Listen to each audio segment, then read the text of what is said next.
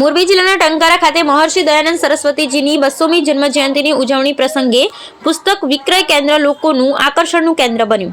રાજ્યપાલ શ્રી આચાર્ય દેવવ્રતજીએ સ્વામી દયાનંદ સરસ્વતીજીના જીવન કવન તેમજ બાળપણના પ્રસંગો પર આધારિત ફિલ્મ નિહાળી અને સરકારશ્રીની મદદથી સપનાનું ઘર મળતા ટંકારાના લાભાર્થી ગીતાબેન ચૌહાણે વડાપ્રધાન શ્રી નરેન્દ્રભાઈ મોદી સમક્ષ ખુશી વ્યક્ત કરી હતી।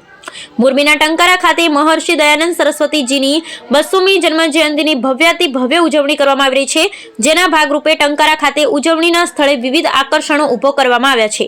એ થકેલું એક આકર્ષણ એટલે પુસ્તક વિક્રય કેન્દ્ર કે જ્યાં સંસ્કૃત, હિન્દી અને ગુજરાતી ભાષામાં વેદ, પુરાણ અને ધાર્મિક પુસ્તકો તેમજ સાહિત્ય ઉપરાંત યજ્ઞાદિની સામગ્રી સહિતની વસ્તુઓ વેચાણ કરવામાં આવી રહી છે।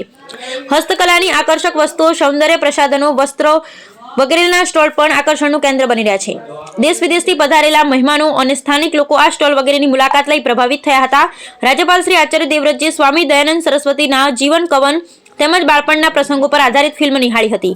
મહર્ષિ દયાનંદ સરસ્વતીજીની 200મી જન્મજયંતિ જ્ઞાન જ્યોતિ પર્વ સ્મરણોત્સવમાં વિચાર નિર્માણ ફાઉન્ડેશન હેઠળ સ્વામી દયાનંદ સરસ્વતીના બાળપણના પ્રસંગો પર આધારિત બાળકો, યુવાનો તેમજ વડીલો માટે પ્રેરણાદાયી ફિલ્મ પ્રદર્શન કરવામાં આવી રહી છે।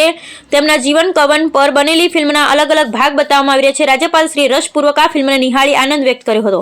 સરકારશ્રીની મદદથી સપનાનું ઘર મળતા વડાપ્રધાન શ્રી નરેન્દ્રભાઈ મોદી સમક્ષ ખુશી વ્યક્ત કરતા ટંકારાના લાભાર્થી ગીતાબેન ચૌહાણ પીએમ આવાસ યોજનાનો લાભો મળતા પ્રધાનમંત્રી શ્રી નરેન્દ્રભાઈ મોદીનો આભાર વ્યક્ત કર્યો।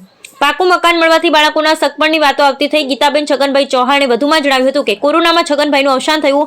બાળકોના ઉછેર તથા ભણવાની જવાબદારી તેમના સિરે હતી। ઇમિગ્રેશનની મજૂરી કરી બાળકોને મોટા કર્યા। 25 વર્ષથી એકના એક જૂના મકાનમાં રહ્યા હતા। આ ઘરમાં ચોમાસામાં પાણી પડી રહ્યું હોય ઘણી મુશ્કેલી પડતી હતી। આવા સમયે સરકાર શ્રી પ્રધાનમંત્રી આવાસ યોજના અને અન્ય સરકારની યોજનાના લાભો મળતા વડાપ્રધાન નરેન્દ્રભાઈ મોદી અને મુખ્યમંત્રી શ્રી ભૂપેન્દ્રભાઈ પટેલનો આભાર વ્યક્ત કર્યો હતો। તદુપરાંત ટંકારામાં મહર્ષિ દયાનંદ સરસ્વતીના જીવન કવનને દર્શાવતું સ્મારક જ્ઞાન જ્યોતિ તીર્થ અંદાજે 250 કરોડના ખર્ચે તૈયાર થશે।